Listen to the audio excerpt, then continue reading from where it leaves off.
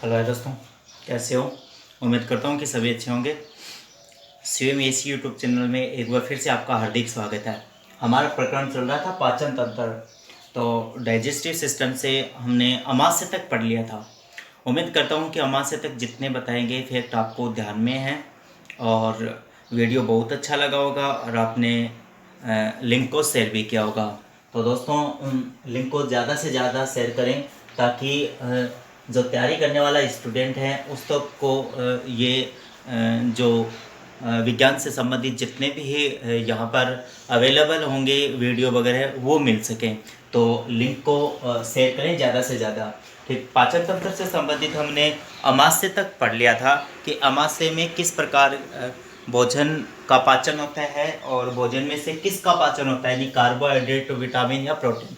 यानी हमने क्या है वहाँ पर प्रोटीन का पाचन, पेप्सिन है, रेनिन एंजाइम है, जठरस है, जठरस की पीएच क्या होती है और कितनी प्रकार की उनमें कोशिकाएं होती हैं जठर ग्रंथियों में। अमाशय आहार नल का सबसे चौड़ा भाग होता है, ये भी हमने जान लिया था। ठीक, तो आज हम अमाशय के आगे भाग को ही लेकर चल रहे हैं। उनसे संबंधित अगला भाग जो होता है वो है आंत्र या आंत्र या इंटेस्टाइन।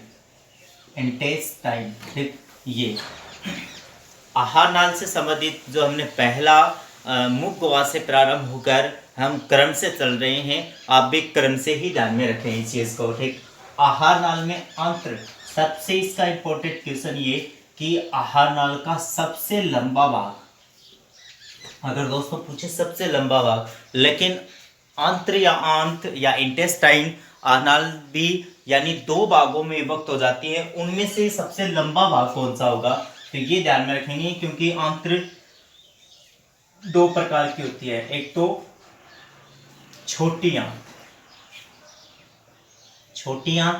और दूसरा इसका जो भाग होता है वो कौन सी होती है, बड़ी आंत। छोटी आंत और बड़ी आंत। ठीक, यानी लार्ज इंटेस्टाइन और स्मॉल इंटेस्टाइन।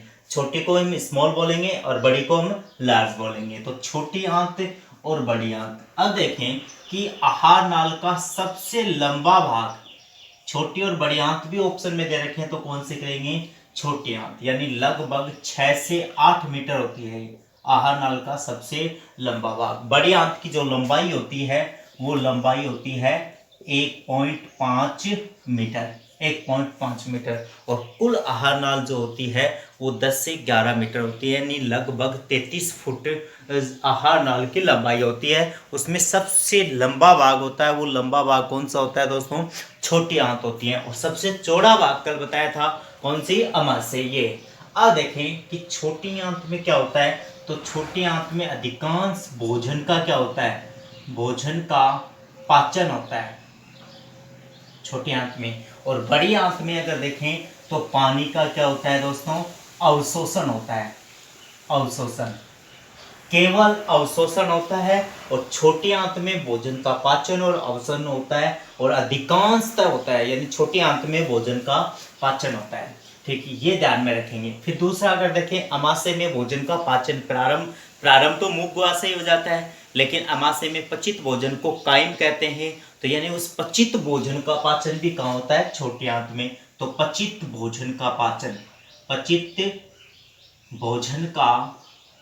भी कहाँ होता है दोस्तों, छोटी आंत में ही होता है। अब देखें, छोटी आंत के 3 भाग होते हैं, कौन कौन से, अगर यहां देखें, पहला ड्यूडेनम, दूसरा जेजुनम और तीसरा इलियम। यानी ड्यूडेनम,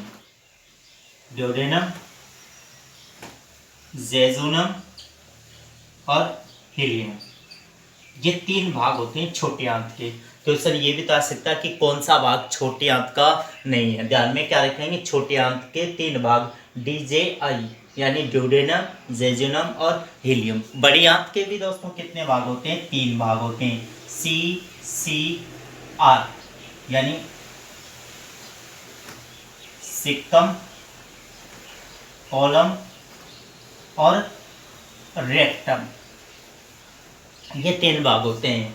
कौन से? बड़ी आंत के। अब देखें इनमें से वो क्या क्वेश्चन बन सकते हैं। तो अगर देखें कि छोटी जो आंत होती है वो छोटी आंत के 3 भाग ड्यूडेनम, जेजुनम और कौन से दोस्तों? हीलियम होते हैं। ठीक।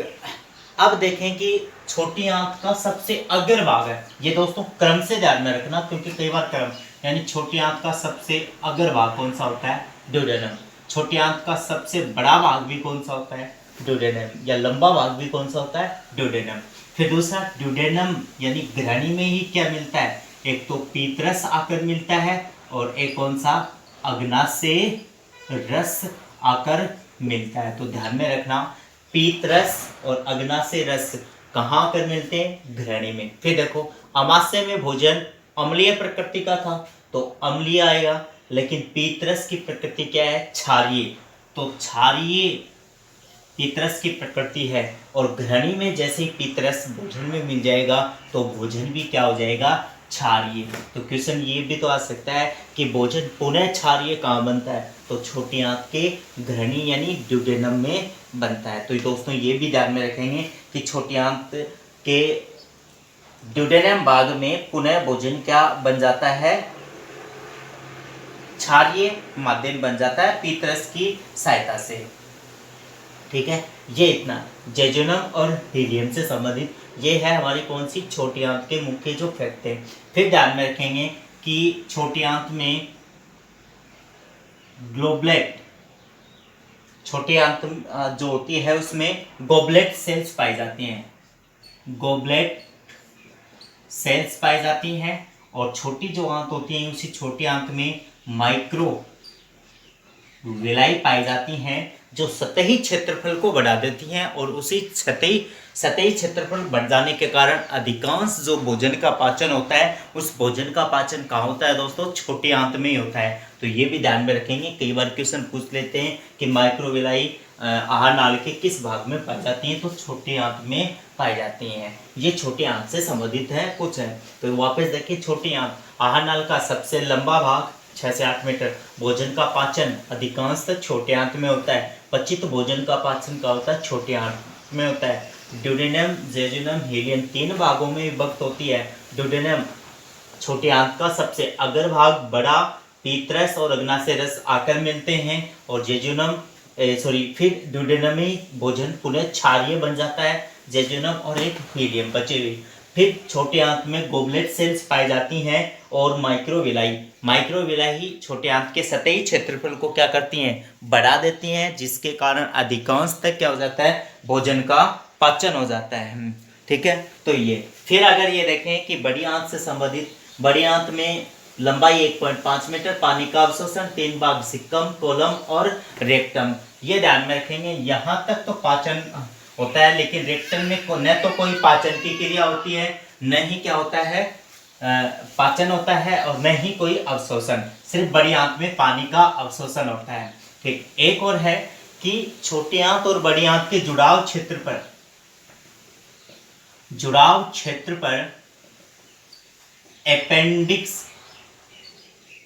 अपेंडिक्स पाई जाती है। अपेंडिक्स जो आहार नाल का क्या होती है? अवशेषी अंग होती है। अवशेषी अंग मुख्यतः ये कहाँ पाई जाती है? बड़ी आंत का भाग होती है। दोस्तों ये भी ध्यान में रखेंगे कि अपेंडिक्स छोटी आंत और बड़ी आंत के जुड़ाव क्षेत्र पर पाई जाती है, जो मुख्य रूप से सभी जंतुओं में पाई जाती है और बड़ी आंत का भाग होती है। ये वृद्धि कब करती है?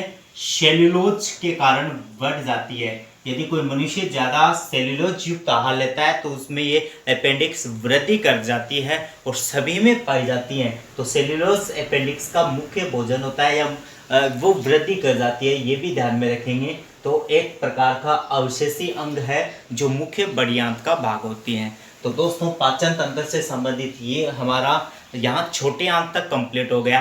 एक टॉपिक, एक वीडियो और बनेगा जिसमें पाचक ग्रंथियाँ पढ़ेंगे, लार ग्रंथि, अग्नाशय से संबंधित। यहाँ हम अग्नाशय रस वाला उसी में वहाँ पर कर लेंगे। अग्नाशय रस में कोई अग्नाशय ग्रंथि में कोई पाचन नहीं होता, लेकिन पाचन छोटी आंत में होता है, तो उसमें कौन कौन से एंजाइम वगैरह होते हैं वो वहाँ पर पढ़ेंगे। तो दोस्तों वीडियो कैसा लगा, वो टॉपिक कैसा लगा ज़रूर कमेंट करके बताएं, और वीडियो को लाइक करें, शेयर करें और सब्सक्राइब ज़रूर करें। Thank you.